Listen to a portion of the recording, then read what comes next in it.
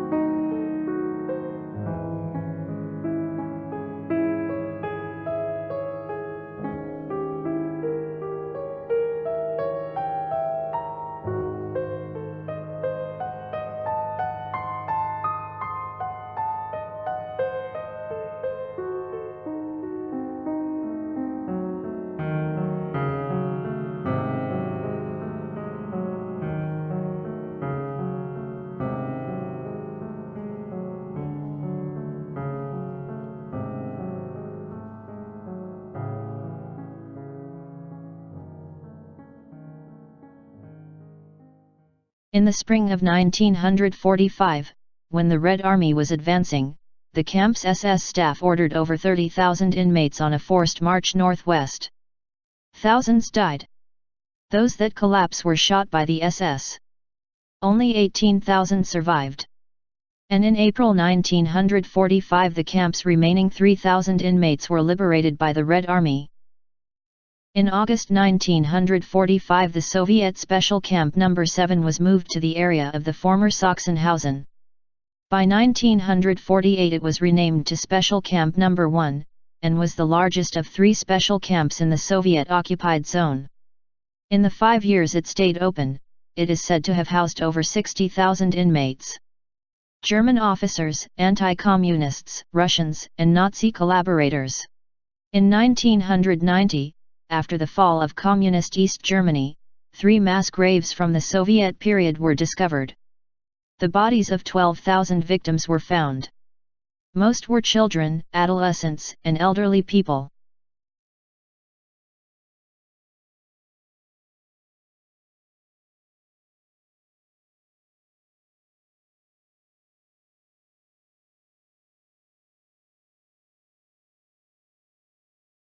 The camp was finally closed in spring of 1950.